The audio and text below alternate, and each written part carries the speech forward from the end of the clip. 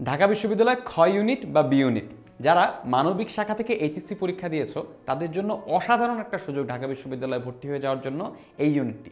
কারণ হচ্ছে এটা ঢাকা বিশ্ববিদ্যালয়ের সবচেয়ে বড় ইউনিট। 2600রও বেশি আসন রয়েছে কেবলমাত্র এই ইউনিটে।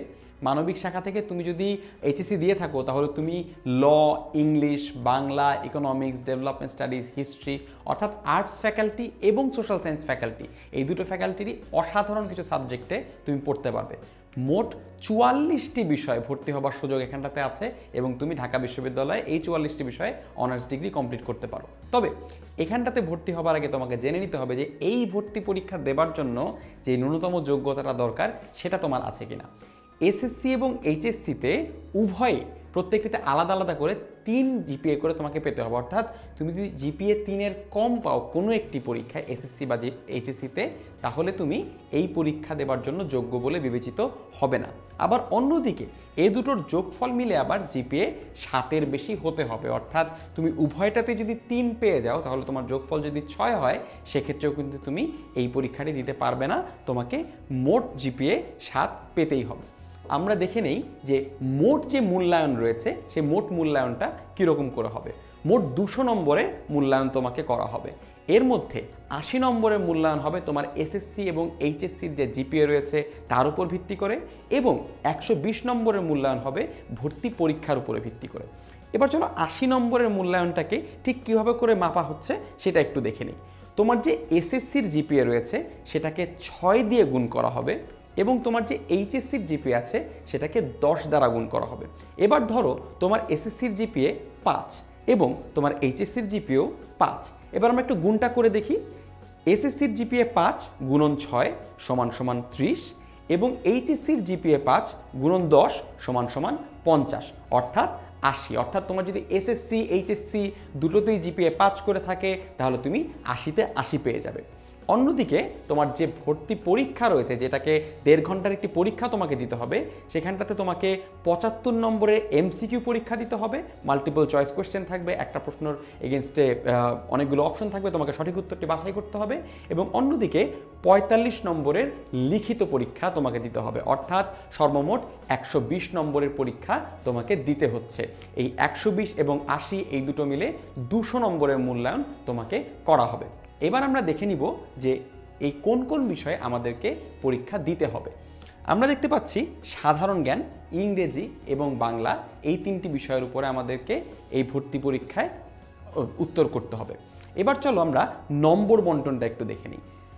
এমসিকিউ অংশে 75 নম্বর, লিখিত অংশে 45 নম্বর।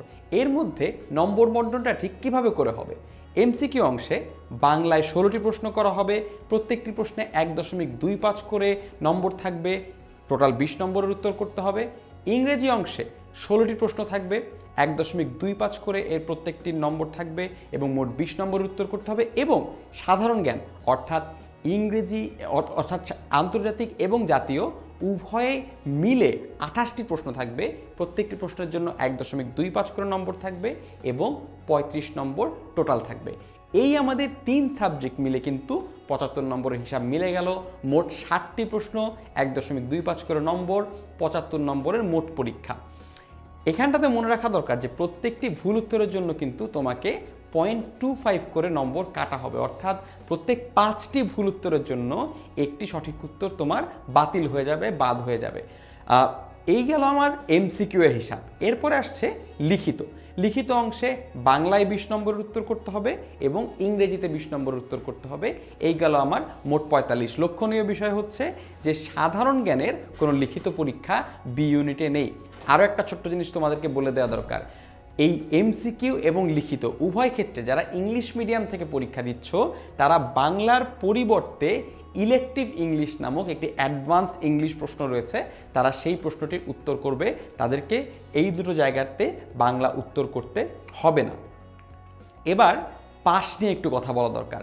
এমসিকিউতে বাংলায় 6 নম্বরে পাস, ইংরেজিতে 6 নম্বরে পাস, সাধারণ জ্ঞানে 12 নম্বরে পাস এবং সর্বমোট 30 নম্বরে পাস। অর্থাৎ দেখতে পাচ্ছ শুধুমাত্র মোট অঙ্কের উপরে পাস করলেই হচ্ছে না, তোমাকে আলাদা আলাদাভাবে বাংলায়, ইংরেজিতে, সাধারণ জ্ঞানে পাস করতে হবে এবং এই 75-এও 30 নম্বর পেতে হবে। এমন অনেকেই আছে যে দেখা যায় যে এই 75-এর মধ্যে তারা হয়তো 40-50 পেয়ে গিয়েছে, কিন্তু এই সাধারণ জ্ঞানের 12-তে 11 পাওয়ার কারণে তাদের পাস হয়নি এবং শেষ পর্যন্ত তারা ভর্তি পরীক্ষায় উত্তীর্ণ হতেই পারেনি।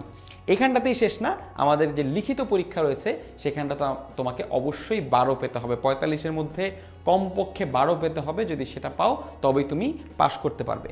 সর্বমোট 120-এর মধ্যে 48 নম্বর যদি তুমি পাও তাহলে তুমি পাস বলে বিবেচিত হবে এবং যদি পাস হও তারপরে তোমাকে একটি র্যাঙ্কিং করা হবে যে অন্যদের তুলনায় সেই 200 নম্বরের মূল্যায়নে তুমি ঠিক কোন জায়গাটিতে আছো এবং তার উপর ভিত্তি করে তুমি কোন বিভাগে ভর্তি হবে বা হতে পারবে সেটা নির্ধারিত হবে। সময়ের ব্যাপারটা আবারও একবার নিশ্চিত করা দরকার। আমাদের এমসিকিউ অংশে সময় রয়েছে 50 মিনিট, লিখিত অংশে সময় রয়েছে 40 মিনিট এবং এই দুটো মিলে মোট সময় রয়েছে 90 মিনিট। অর্থাৎ এই 90 মিনিটের মধ্যে তুমি ঢাকা বিশ্ববিদ্যালয়ে পড়তে পারবে কি পারবে না সেটা নির্ধারিত হয়ে যাবে। সুতরাং আর দেরি নেই, তুমি এখনই তোমার এই বি ইউনিট বা খ ইউনিট পরীক্ষার যে প্রিপারেশন রয়েছে সেটা শুরু করে দাও। ইংরেজি, বাংলা, সাধারণ জ্ঞান প্রত্যেকটি বিষয়ের অসংখ্য ভিডিও তুমি এই রবি 10 মিনিট স্কুলেই পেয়ে যাবে। ভিডিও, কুইজ এবং অন্যান্য টিউটোরিয়ালের মাধ্যমে একটা ফাটাফাটি রকমের প্রিপারেশন তৈরি করে ফেলো এবং তোমার পরীক্ষাটিকে একদম সফলভাবে সম্পন্ন করো। All the best.